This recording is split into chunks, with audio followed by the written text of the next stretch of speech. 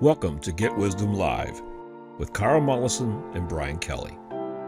What if God was also a co-host? What if the historically rare ability to question God directly and get profound answers back has been rediscovered? What would God say to today's sophisticated but deeply troubled world? Get Wisdom Live is here to share those answers with you. Here is Carl Mollison and Brian Kelly. Welcome to another episode of Get Wisdom Live. I'm Brian Kelly, along with Get Wisdom founder and director, Carl Mollison. This week, Creator discusses human and alien sexuality. Always an interesting topic, but always one you got to be very, very careful with, Carl.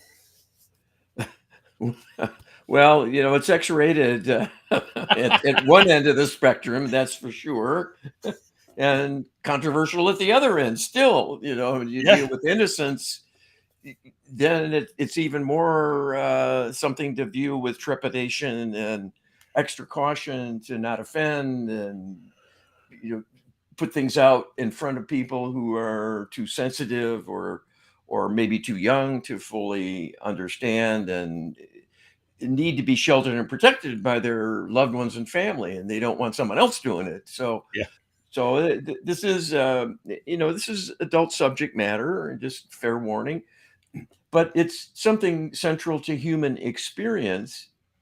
And it's rather interesting when you ask the Almighty about the reason for it and how it operates, some of the ins and outs of sexual makeup and impulses and drives and so on. You get a much richer and deeper understanding that there is an overarching plan, an architecture, and a reason these things exist the way they are. Indeed. So this is an interesting foray. Well, it's a delicate one, and we're going to tread carefully as we go along. You ask Creator, what is the divine purpose of the orgasm? Okay, so we're talking about the Almighty, God, whatever we call it, Creator, to make it more generic. People of varying faiths use different terminology for that ultimate authority, but that's what it is. This is the highest, holiest source. That's our intention in doing this channeling. And so this is what the Creator says about the divine purpose of the orgasm. These are Creator's words. The function of the orgasm is to provide a kind of transcendent experience manifested both on a physical level and emotional and mental levels as well. The primary practical function and utility of the orgasm is in conveying the delivery of sperm to a fertile female, and thus carry out an act of procreation to propagate the species and keep life going for a species of organisms, in this case, human beings. As you know, there are many lofty purposes for the human race to exist, as there is a glorious future planned for you. The problem is getting there. But given the relatively short lifespan of human beings, the need for a large population base to help defend humanity from your oppressors, the need for a large population base, the interlopers who control things and are pressuring you for your very existence, including reducing human fertility and the sex drive itself, is it's painfully obvious that a basic drive to help humans reproduce is vitally important and has a central role in history, because that is how every human being was brought into existence. It is a robust and successful scheme that has been applied to many species with many variations in the details and functional operations. This was meant to be a highly rewarding experience for human beings, both male and female, not only to promote reproduction, but to give a kind of heightened experience of pleasure, because it is a time of not only release of physical tension that builds during the sexual congress of a man and a woman, but it opens a gateway to the higher realms as well, and is an experiencing of a kind of direct divine love communicating through the being and felt physically and viscerally in the tissues of the body as a wave of intense pleasure. This is most concentrated in the sex organs themselves, but extends beyond them as well and adds to the magnitude overall and intensity of the experience. It is so rewarding that it can become addicting, such that people will go out of their way to create opportunities to re experience the wonders of orgasmic love. The purpose is primarily to promote the strongest possible love bonds by a couple, with the expectation that in many cases, in the majority over time, there will be a coming together of couples who want to be together for an extended period and lifelong, if that can be arranged. This is ideal, both for maintaining a love relationship of deep meaning, which requires time to ripen, so to speak, through enrichment from many trials and tribulations and times of joy and happiness, and the delights of physical intimacy as well as a special added spice, all of which deepens the bond energetically and provides an ideal environment for strong, loving feelings to flourish and grow over time and become more and more rewarding in a richness and variety that has endless possibilities for adding to life happiness and joy. In a sense, this chemistry is the glue that keeps a relationship vibrant and humming, and people motivated to make the effort to make a marriage work and to have a motivation and reward to keep people engaged and doing all that is needed to maintain happy relationships that lead to many positive rewards. This is especially true with the blessing of children, when the intimacy of a loving couple gives rise to new life that adds a richness and depth of life experience gained in no other way. Being a parent is one of the highest callings because, after all, it entails the responsibility for safeguarding the soul of another who is quite helpless and vulnerable without loving parental support and protection. Given the burdens of parenthood, there needs to be a compelling reason for people to commit themselves to such an undertaking where they will have to be devoted for many, many years and take many risks along the way. One never knows exactly how things will turn out, given that children are their own person and sometimes have many problems.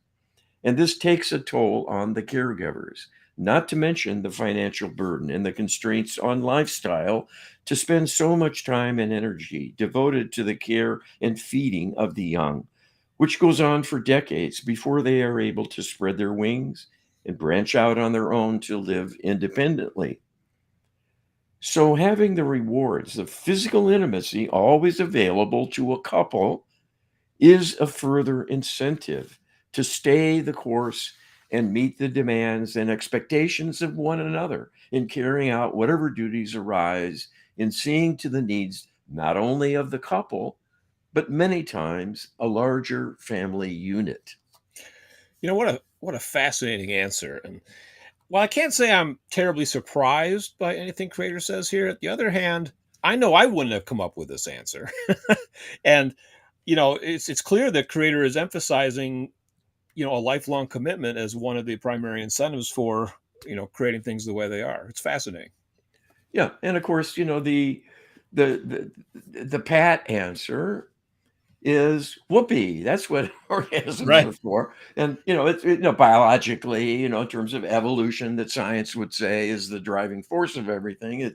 It's the way that we get persuaded to procreate, and that Yeah. keeps things going. And without that, we probably wouldn't bother, and we certainly wouldn't want to necessarily choose, says science, Yeah. to be together and be close and be intimate. There needs to be a motivation and a reward in it. And it's And not to some just extent, that. that's Yeah. to some Right. extent, that's true. To some extent, But it's true. Absolutely. Yeah. but what we're learning from Creator is this was planned in. This is a Yes. designed feature, and it is for that reason to keep people together. Yeah. Yeah, and that is just as important as procreation. Yeah. because, it's all well and good to breed, but then what? Right. How do Right. those young fare? How do they make their way? How do they learn and grow? And who do they emulate and why? So love is at the center of everything. And Or at science least it doesn't. should be. Yeah. Yeah, it should be. Yeah. You ask creator, is there a meaningful difference in the way an orgasm functions and is experienced by the sexes? Well, again, I think you're going to find this is a very interesting answer. I did. And of course, I don't confess to be an expert on the workings of the female in particular, and that's to me the greater imponderable. I think most people would kind of agree with that. I Men are would agree with that. simple. Yes. Yeah, women are hard. There's they're complicated, right? Yeah. But let's look a little deeper with creator's help. All right, so is there a meaningful difference in the way orgasm functions and is experienced by the sexes? The experiencing of orgasm does differ in a number of respects between male and female humans. There is always an emotional overlay that is in part a conditioned response based on experience that develops over time in reaching puberty and the onset of sexual feelings. How they are addressed and experienced will begin to set a pattern, and this turns into habits. And because of the greatly rewarding sensations of sexual feelings, whatever early sexual practices are engaged in will often become a compelling habit that is sought and engaged with over and over, usually as a solitary endeavor, well before the person finds an eventual mate, allowing actual sexual intimacy with another human being. Prior to that will be physical pleasure associated with self stimulation to trigger arousal and eventually a climax. Because the sexes differ in their motivations, perspectives, makeup, and the kinds of lifestyle they are primed for by their soul makeup to seek out and favor from personal experience. The major difference between the sexes is that achieving sexual gratification and the experiencing of it is a simple matter and less complicated for males than for females, because females are more invested emotionally in the meaning of the sexual experience. And this will be quite dependent on many factors regarding how the female views the partner and the prospects for a longer term relationship. One of the greatest differences between the sexes is that males are much more inclined and willing to engage in casual sexual encounters than females.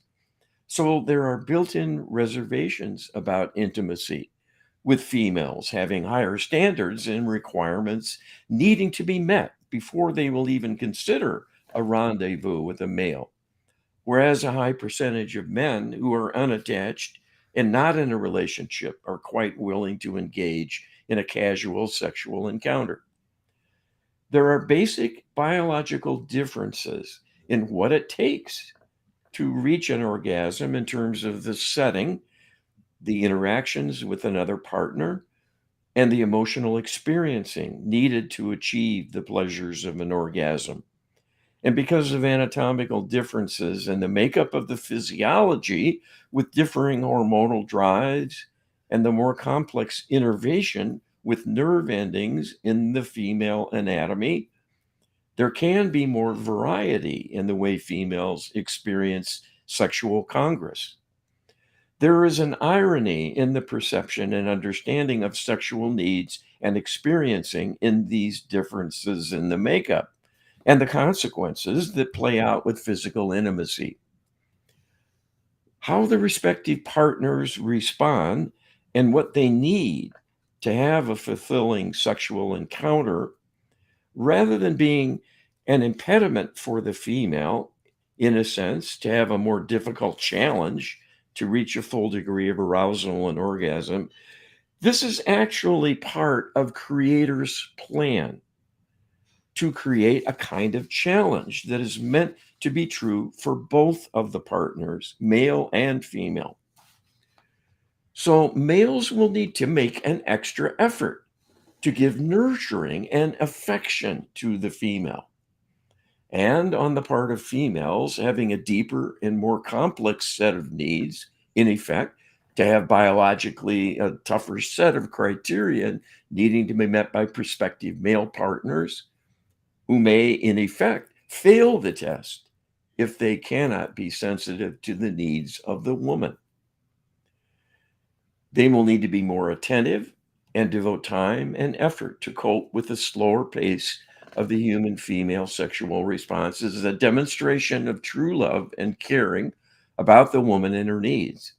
And this will rightly be perceived as a true indicator of devotion on the part of the male partner and may well end up governing whether they are deemed suitable for a longer term relationship.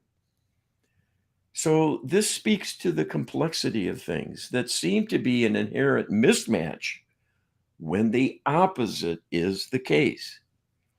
They are a way of representing the fact that physical intimacy has a high purpose and great value to both males and human females who will learn from physical encounters much about the workings of love and developing strong bonds of commitment to foster a lasting relationship, as many times it requires some degree of repeat engagements and the developing of deepening intimacy over time before sexual acts truly become enjoyable for the female. Thus, this acts as a kind of regulator of both loyalty and compatibility assessment and becomes a criterion for acceptance or rejection of unsuitable partners, as the case might be. Well, this is another deeply, deeply interesting answer for sure. The idea that, you know, it's not a mismatch at all, but there are great differences, but the differences are complementary and have a purpose and design behind it. That makes perfect sense to me, Carl. Well, and there's wisdom in this as well as logic. And I guess the take home is, guys, if you want to get somewhere with a gal, you better learn to climb the mountain. You better learn to respect, support, encourage, and begin to love that person for who she is and the deeper part of her, so you can be nurturing as well as affectionate in a superficial way. And Yeah. that is a kind of a deeper feeling. And it's the way to reach a female and begin to supply what her system needs. Yeah. And that's a system feature, so to Yeah. speak. It's part of the hard wiring.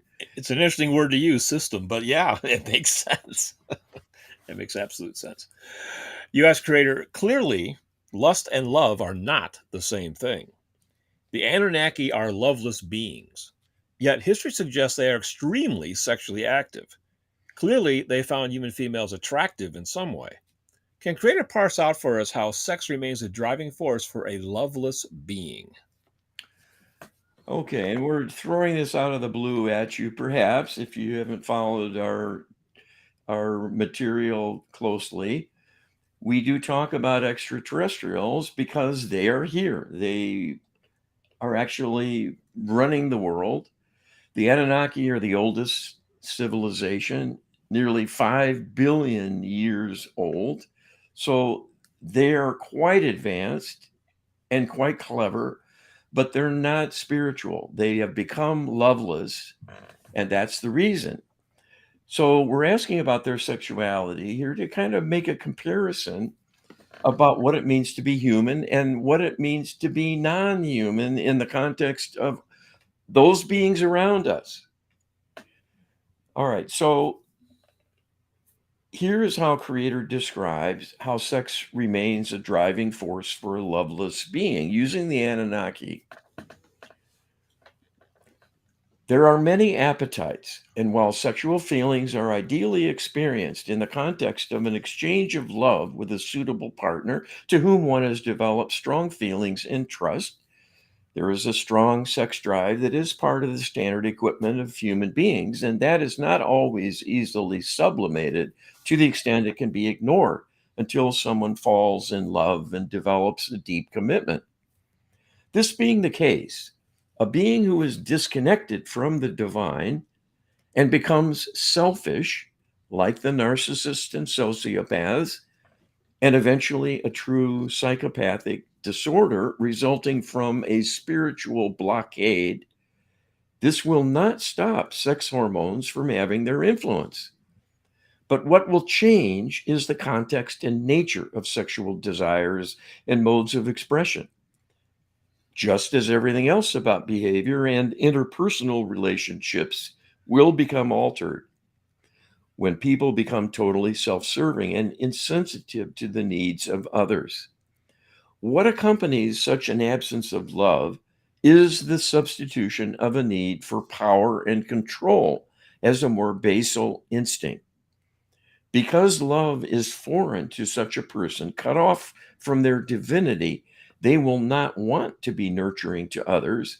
But if there is a sexual attraction to the physical appearance of someone seen as desirable, that substitute drive for power and control will provide a rationale and motivation to act on the sexual impulse. And that might result in molestation of the other person, even with violence.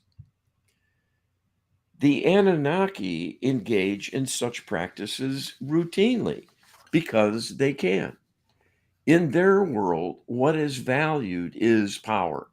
So imposing one's will on others, and that includes male domination of physically weaker females as a demonstration of prowess and virility, causes males to do what they can get away with.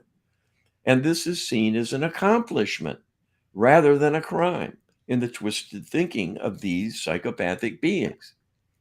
So, with a focus on power and control, those who have a high enough place in the hierarchy will have ample opportunities to indulge their passions and may well prey on females to target them for sexual conquest, particularly if they are lower in the hierarchy and seen as fair game to be manipulated. So, this presents quite a contrast in expectations, where humans are manipulated through mind control to believe advanced extraterrestrials capable of interstellar travel would be lofty beings, would have figured out how to avoid warfare, and would certainly be highly moral, when the opposite is the case. Having become corrupted long ago by dark spirit infestation and cut off from the divine realm, to become increasingly self serving and loveless. All they had was technology to bring them rewards and benefits because they would never think of reaching out to the divine for assistance and upliftment. So while they've been ingenious and productive in advancing technologically, that is a poor substitute for advancing spiritually. And they've gone in the opposite direction and lost any semblance of normalcy by human standards. So for extraterrestrials, it can never be called lovemaking when there is a sexual act. It is always a product of power and control on one level or another. Well, unfortunately, that certainly conforms with the historical evidence that is actually available about the Anunnaki and what they were like when they were here out in the open and how they behaved. I mean, it fits their modus. Um, it's you know we've been making this point, Carl, that these are not lofty beings, even though they have Star Trek level technology. They don't have Star.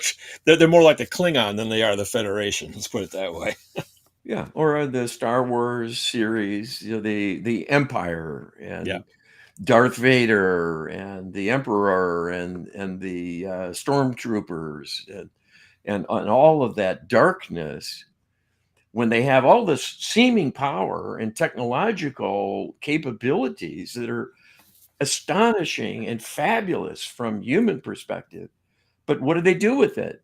They run Yeah. around and try and crush the the Jedi and the free thinkers, Yes. the simple folk who just want love and happiness.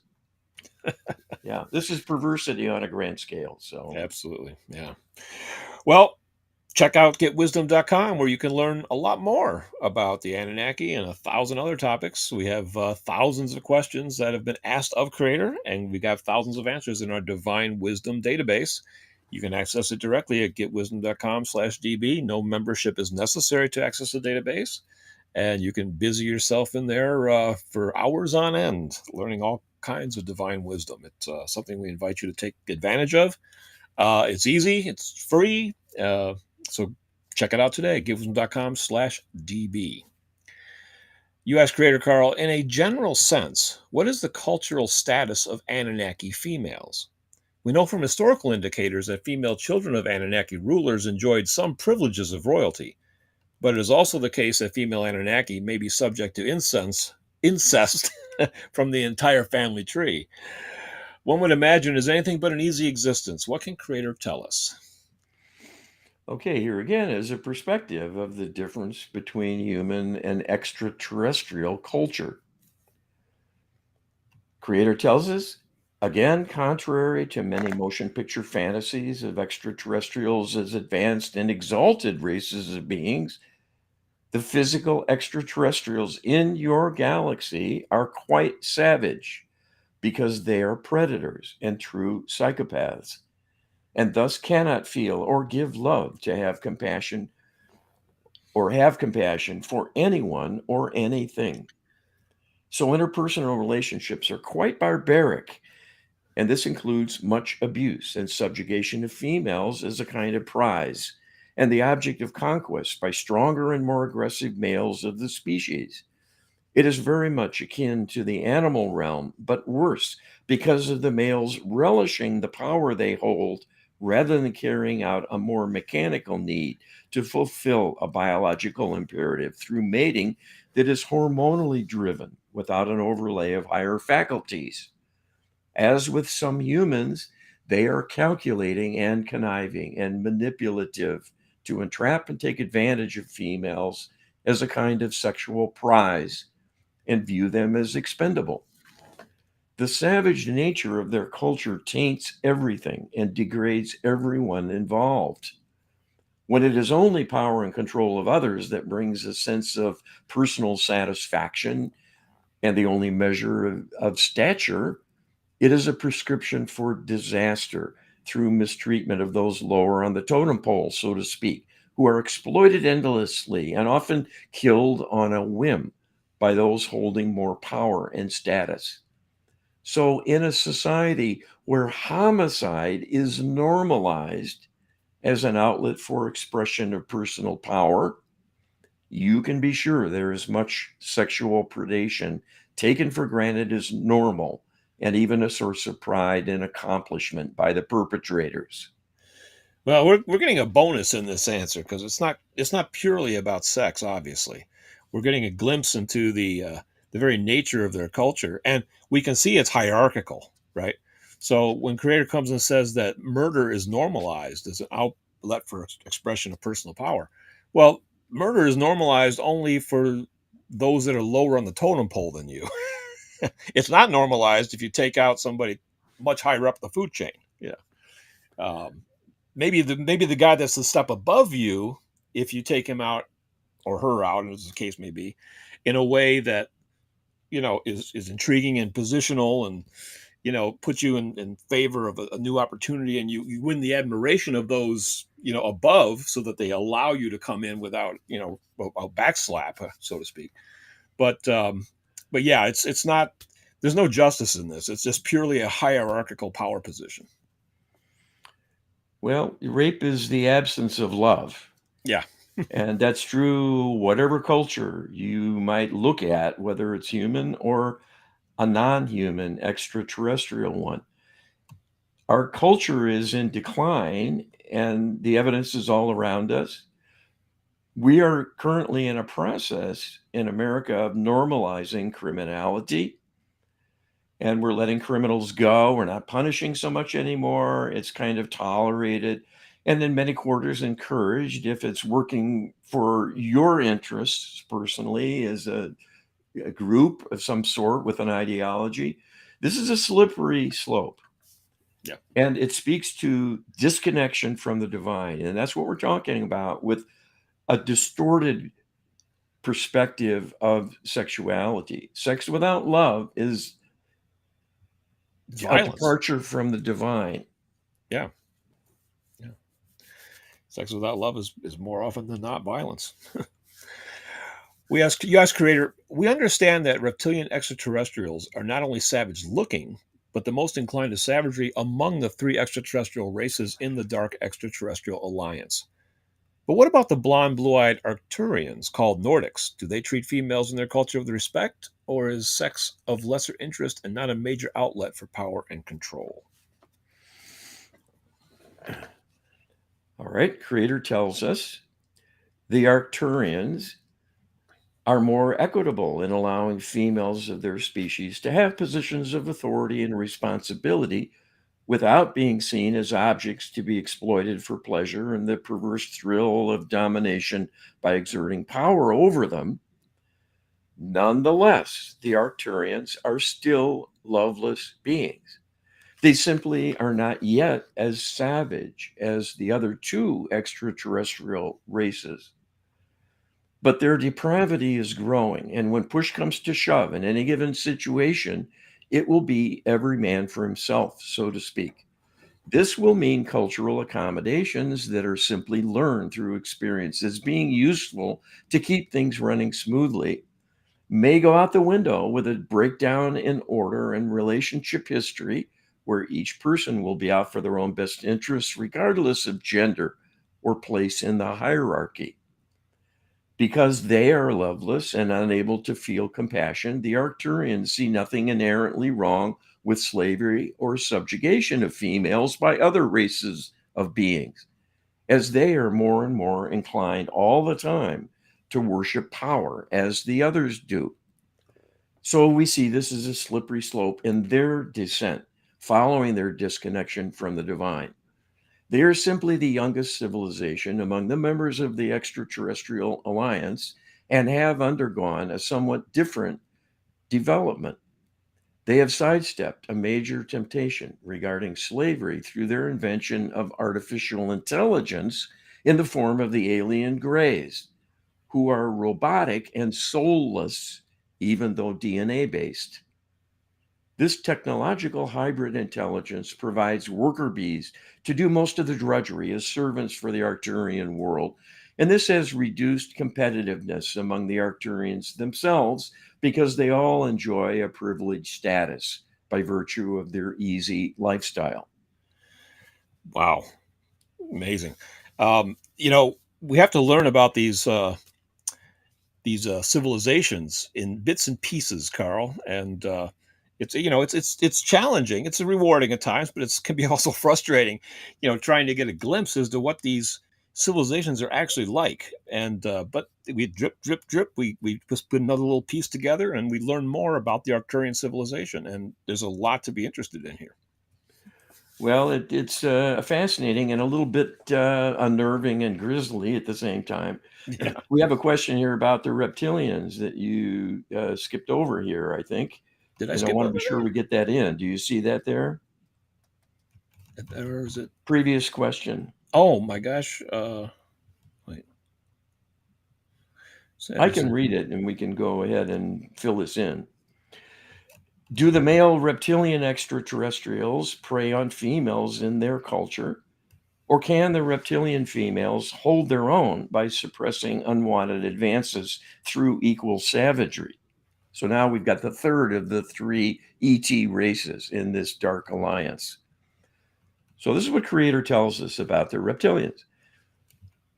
Your question is an insightful and perceptive one intuitively because the reptilians have many resources, especially energetically.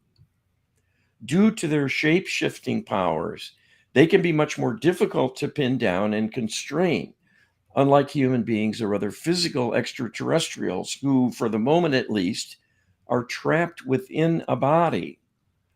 And if the body is restrained and pinned down, they will be helpless. The same is not true of the reptilian being. So, with one another, they must be crafty in how they seek to manipulate others to catch them by surprise and may only have a brief interval to gain the upper hand.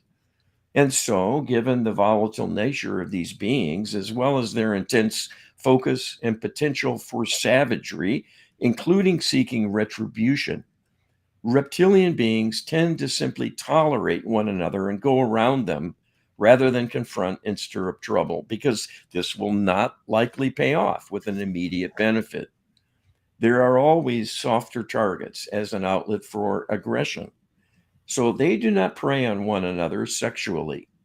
But then, being loveless and unable to feel warmth towards others, a sexual union will be only a physical release and not of any depth and real satisfaction. And this is owing to the degradation of their existence they themselves have brought about through disconnection from the divine for millions of years now. This is really interesting and when you think about it, because, the diversity of species, not every species has the male as a dominant figure. you know. There's plenty of species where they are much more on an even keel, and in many cases, the female is the more assertive and perhaps even the larger and more physically powerful. So it's interesting. Creator's basically saying here that your reptilian anatomy between male and female, when it comes to strength and savagery, and they both have claws, right? you know, They have so teeth, they have and they, fangs, they have yeah, claws, they're big and strong, yeah. and there's So probably less physical difference in that yes, regard between the genders. yep. So they're a force to be reckoned with. And so you have to pay respects to a female that powerful. It's interesting because the reptilian race was conceived to be a counterpart to the Anunnaki, initially, the creator tells us. And then when the reptilians failed, the Arcturians were brought in as another project, another attempt to solve the problem of evil, right? But went back to the model where the female was probably, more demure, um, and more human-like. So, as creators trying different combinations of things to solve this problem, and now it's our turn. And lessons have been learned from all along the way. But interesting parsing all this stuff out, Carl. Yes. You ask creator, if human sex is loveless, is it all then completely about domination, potency, and control exclusively? Males try to conquer and win over the female, while the female attempts to control through rationing and choosing a partner tactically to provide greater personal security and perhaps support for child rearing. Is it all just a chess like power play without love?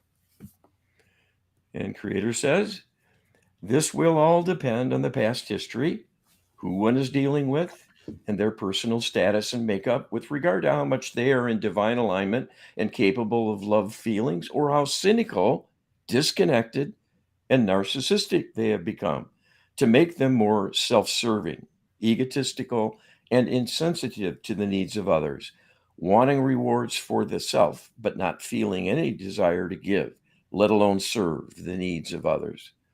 Humanity is not so far gone that people are uncaring and manipulative only.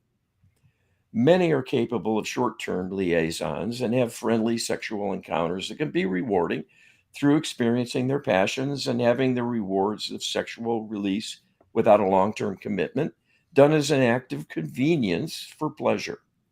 And indeed, given the rewards of the pleasure involved, it is certainly an act of friendship to share that with someone, even a casual acquaintance, even though that is not the most rewarding and fulfilling of experiences compared to the ultimate joys of a deep love relationship that is also a sexual one. Humanity is heading down the same path as many extraterrestrial civilizations who became disconnected from belief in the divine and thus were increasingly cut off from divine love and the ability to love one another. This cheapened their life experience and reduced the rewards, and their corrupted cultures have cost them dearly in many respects, chiefly the negative karma they have accrued that puts them at risk of eventual extermination, having lost their way, and that cannot go on forever without severe consequences. So, you've asked Creator this question many times in the past. You probably asked archangels as well when you had that opportunity. But clearly, Creator is not judging sexual activity per se. You know, Creator has said, it's whatever goes. It's we're the ones who judge. It's not so much Creator. Karma is there, but karma doesn't care about two people who consent to come together, enjoy themselves, and if both leave without pain and suffering, and even a level of satisfaction, that's not a karmic deficit. That's not a karmic sin. So, you know, Creator is not a prude in that regard. But you have this is an area where one needs to just be careful and cognizant of what you're up to. Yeah, exactly. And, we'll be doing another segment on this topic, I'm sure, where we'll talk about Certainly. where love and sex go wrong and the reasons why, and the complications and responsibilities, ethics and morality of it all. 'Cause that's a big, wide arena for discussion for sure. But I think this is an important take-home message in all of this, that these are all signposts saying that sex is okay.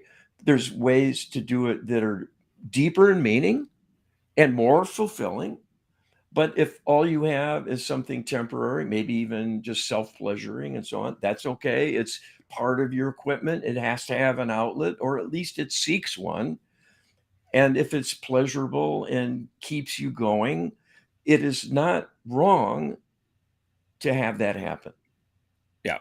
And, a lot of the hazards of sexuality are really caused by the interlopers, to be honest with you. All these diseases, AIDS and stuff, the VD, all the venereal diseases, these are introduced by the Extraterrestrial Alliance, over the centuries. And so it's not a sin, being punished by God to have this stuff. So it's really a perversion of sexuality. It's not something that is the human's fault per se, but it's certainly something they have to navigate, Carl. Well, and it makes sense that the people who manipulate us through mind control would discourage sexual expression and Yeah. corrupt it because they want to reduce the human population. And Creator alluded to that today in some of the answers. They're Yes, and we reducing fertility, they're reducing people coming together through other means to have sexual encounters and yeah. propagate the species. So they're messing with us on all levels. Yeah, it's like every possible disincentive is being explored right now, to be to be honest with you. All right, you asked Creator, can Creator give us a glimpse of what sex and politics of sex will look like among humans after the ascension? Assuming we get there, of course. Okay, there's much talk about an ascension. And we have been told this is Creator's plan, but it isn't going to happen unless we heal humanity. And that isn't going to happen unless we heal the interlopers because they have a knee on our neck and they can destroy us, in fact. So, Yeah. but what about when we're back in the light and going to a higher plane of existence, which is the plan? So, this is a kind of a window into the future that can be. Creator says, we can tell you that the joys and pleasures of sexual congress are not unique to the physical plane of existence. There is an analogous sexual relationship among light beings. And when you ascend to an even higher plane of existence in another dimension, you will only gain and not lose anything in the way of personal pleasure and enjoyment. Things will get richer, more rewarding, more profoundly pleasurable in ways beyond your imaginings. This is not an exaggeration, but a promise. It is a different way of experiencing, but yours in the physical is actually quite limited. And that is owing to the physical nature of the anatomical parts and the way things are connected together between mind and body that can add a fuller dimensionality to the experience of sexual passion. And that is where love comes in as a fuel in providing an enrichment and potentiation of the meaning and enjoyment of sexual union. But because pleasure is limited by the capability of the body, what is true for the light being is tremendously expanded in depth and intensity with a richness that is not possible to express in human terms because it is far beyond anything experienced by human beings in the physical. Given you will be in a higher plane of existence with a robust makeup that is capable of accessing tremendous amounts of information, as well as interaction with many beings without limits of distance or time, there will be endless possibilities for learning as well as recreation and enjoyment of things. You will have no need for money. All the energy you could possibly need and command will be readily available, free for the taking. This changes everything about the need to make a living, to eke out an existence if one is somehow disadvantaged. There will be an equal status and equal privilege enjoyed by everyone, commensurate with their soul makeup and interests. And this people will know and understand fully, rather than the human experience of being largely in ignorance about most things, even for the duration of a lifetime. So each individual will know who they are, what they are about, and will be able to choose any number of things to pursue. This will not be dictated by anyone, nor will people be held to arbitrary standards. As such, there will be no politics by anyone, nor will people be held to arbitrary standards. As such, there will be no politics because that is a mechanism for control and manipulation of others. The give and take you will experience will be with a sense of cooperation by all parties and not a test of wills leading to confrontations and conflict as happens so often among physical beings. You will not have to contend with adversity. That changes everything. So it is much easier to be equitable in everything you do, and that is a universal expectation that one will be treated fairly, and anything that is an oversight is corrected without hesitation as soon as it is noticed. Sexual encounters will be consenting always, never with exploitation and subjugation of one person by another. This is truly a giant leap forward to have universal fairness and equality of opportunity for everyone. There is an awful lot being said here, but what jumps out at me is the uniqueness of the existence in the ascended Earth. Obviously, the primary thing that's going to make it unique is the fact that we're going to continue to have free will in that environment. Unlike returning to the light where there's a lot of constraints. Um, and the free will means a greater array of choices available. The thing is, though, that the admission criteria is going to be quite high, Carl. Basically, ascension is not going to happen until we're healed, but also humanity as a collective, I think, will be much wiser and we'll have essentially solved the problem of evil. And we're going to be utilizing those lessons and keeping that enhanced ascended environment exactly the way Creator describes as a kind of paradise. Yes, well put. And we're going to get a look see at how that's going to come about in this next question because it's a very important one because this is really getting to where the rubber meets the road for human progress and our destiny and whether that can even come about, even though envisioned and planned for by Creator. This has gone on for billions of years to see can this experiment in free will succeed. Yeah. So far, it's been a repeated failure with repeated attempts to turn it around. We're the last chance, the last gasp as representatives of the divine. So we need to have a way to do it. And we do have the answer here. Yes, we do. It goes beyond even just this universe, Carl, because we've in other shows we've explored that, you know, past universes also had free will experiments that failed ultimately. And we're warned that that could happen again. So we're not out of the woods by any stretch. But we're also told that we're closer to the agenda, closer to the goal, closer to that finish line than we've ever been in the entire history of creation. So there's a lot at stake here, more than most people realize. U.S. Creator, it is clear that sexual domination often involves deep karmic issues.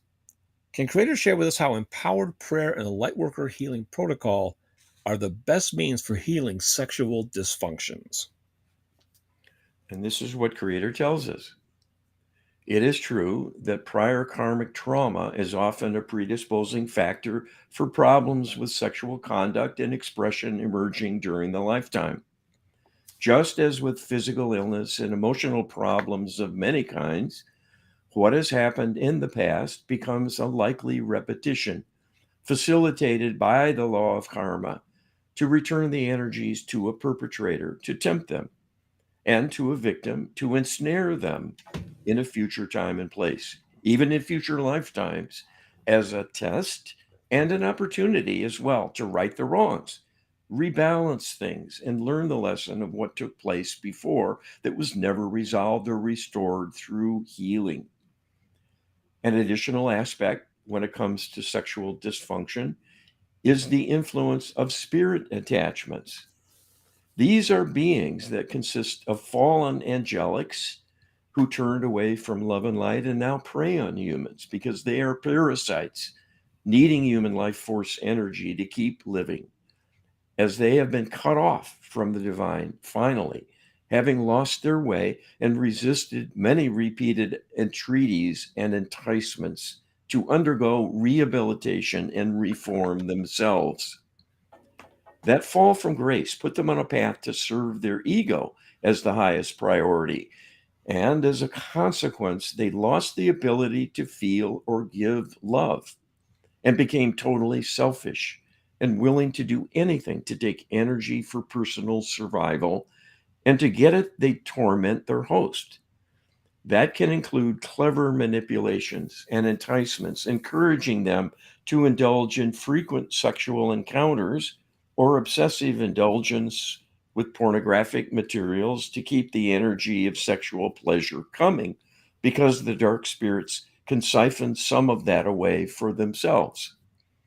Many instances of porn addiction are a consequence of spirit possession, just as criminality and other negative behaviors are often instigated by spirit attachments to make people step over the line and commit transgressions they would not otherwise even think of doing. Both of these dilemmas require divine help to set them right. The right type of request for divine assistance will result in spirit attachments being removed and sent for cleansing and rehabilitation. That is an act of love and betterment of all, including those dark spirits themselves, who one day will perish unless they are rescued by humans caring enough to request they be rounded up and given opportunities to reawaken an appreciation for the divine once again in a return to a higher state of being. This is not something humans can do alone. There are some spirits who will respond to human commands, but that is not typical. There needs to be an enforcement of divine level beings acting in concert to corral these interlopers and remove them. And then there needs to be, in most cases, a concerted effort at providing continual healing for the harm spirit attachments have ultimately caused in undermining their host and corrupting their thinking, including imparting negative beliefs that can be quite powerful distortion and cause many, many problems for the human victim. So, like karma, deep healing is often required to help someone recover from spirit manipulations if their problems are because past life traumas are being recalled as a kind of trigger for feeling badly or acting badly. It is certainly a source of stress, and the negative consequences can build over time and unleash additional sources of negativity, because the widening of the suffering will resonate more and more with numerous past life circumstances. And these unhealed wounds will be felt energetically as a projection that will pile on and worsen things for the sufferer. This, again, needs high level divine intervention. And that is what the Lightworker Healing Protocol can provide: a comprehensive, detailed, point by point list of all forms of negativity that can befall a person, along with requests not only for healing, but healing in the highest and best way, based on an in depth knowledge of how the divine realm heals. And that knowledge allows human beings to take full advantage of divine assistance so that the instructions can be imparted with sufficient detail and specificity from the human side for an effective intervention to be mounted that will truly be successful in solving the problem and saving people from whatever dilemma they are experiencing. This is the only hope of humanity at this point. The healing of the interlopers who corrupt human culture, individually and collectively, must be carried out. And if it is not, the current plan of the extraterrestrials is to annihilate humanity and will be enacted. They have grown tired of humans and their ways, which they cannot fully understand, being loveless beings, whereas humans are love based and spiritual. And this is the opposite of the extraterrestrials, who are atheists and psychopathic predators, devoid of love and compassion. You can enlist the help of practitioners of the protocol or learn to use the protocol yourself, as it can be done by almost anyone with the privacy of their own mind, and thus make a significant personal contribution to the betterment of humanity and their own future. If you do not step up in sufficient numbers to take on this task, the extraterrestrial and dark spirit interlopers who are subjugating and oppressing humanity will hold sway, and your time on earth will end, and your future ascension put off indefinitely. The choice is yours, and you must decide. Well, what we have learned from Creator so far is that the interlopers are going to leave. That's not in dispute. The only thing that's left undecided is whether they leave us alone or they leave us gone as a as a backlash. If a parting shot, they take us all out. That's what we're attempting to change. But the reality is they have plans to leave, and they do intend to carry those plans out. So what we need to do is how somehow interrupt those plans. So an analogy I would have is, let's say you have plans to build a new building, right? And you break ground and you bring in the heavy equipment and you start digging. And assuming that your plan is not interrupted, you'll continue until you have the building you want. But what if you uncover an archaeological find, right? That might change everything. It spark your curiosity and be so important and compelling that maybe the building plans end up being scrapped altogether. That has happened in our civilization for sure. So what we need to do is have help from the divine to help maybe re-spark some of their curiosity, you know, and maybe give them the idea that maybe there's something still to be learned from interaction with humanity. Maybe we don't want to lose that opportunity.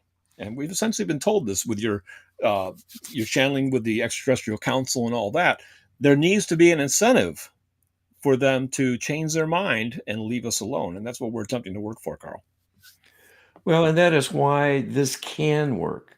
This is a very elegant orchestration of things in the attempt, at least, because it has creator's backing, creator's wisdom involved in every level, in every way. That's the purpose of helping us develop an awareness of empowered prayer and the Lightworker Healing Protocol, so that we on the human side have the tools to help even the odds. Yes. Because the way it's set up in this enterprise is what happens in the physical has to stay in the physical. And if corruption reigns and destroys everything, that is what the outcome will be, and it will be a failed experiment. So the divine can only encourage, inspire, and give you little nudges here and there and the spark of an idea. But you have to want to know more. You have to want to know what the answers are, how to do things better, and have a motivation. And that's what's led to us doing these probings. Yes. And it's not pretty. No, I mean, it's not fun looking into It's- garbage cans. Believe me. it's not all love and light, is it? No, it's dreadful. I mean, most of Happiness the and time, peace. I want to shut out the world, but look at what's going on. We're seeing the softening up phase to get Yes. things ready for us to be taken out with only a whimper because we'll be so weak and disempowered. They're hitting us from every side. Why? Because they can't just do it wholesale with blunt force because the divine has stayed their hand. And this has gone on for a while. It's kind of like an arm wrestling. Yeah. But the divine won't do this forever. No. At some point, they're going to have to let go. And then we'll be totally alone and on our own and helpless if we don't get stronger. Well, That's we must where get the stronger, healing comes in. and we must heal the interlopers, and you need to help us do that. And the way that you can help is by learning about empowered prayer and the Lightworker Healing Protocol. You can get our ebook on empowered prayer at getwisdom.com/prayer, getwisdom.com/prayer, and our ebook describing the Lightworker Healing Protocol at getwisdom.com/LHP. That's getwisdom.com/LHP. That's all we have for this week's Get Wisdom Live, everybody. Thanks for joining us. All right. Be well.